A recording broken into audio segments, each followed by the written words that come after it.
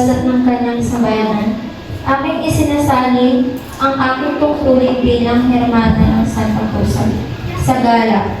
Ngayong taong 2025, sa karangalang ng ating mahal na patrona. Ang mahal na ina ng laging saklolo, inahahawi ko sa inyo na gampanan mo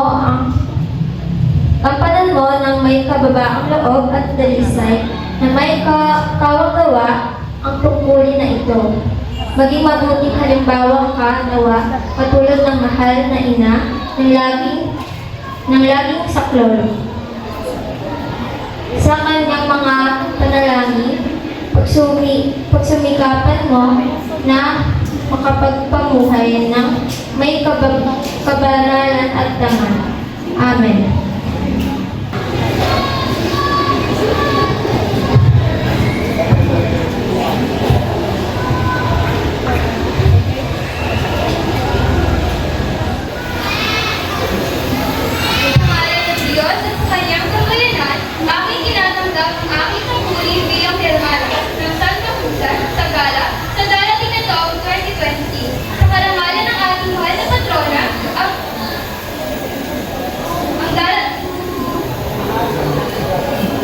Ang mahal na ina na laging saklolo upang gampanan ng mga ganapang husay ng ating taunang santapusan sa gala. Nangangako ako na gagampanan ko na may kababaang loob at dalisay na may kawag-kawag ang tungkulin ito.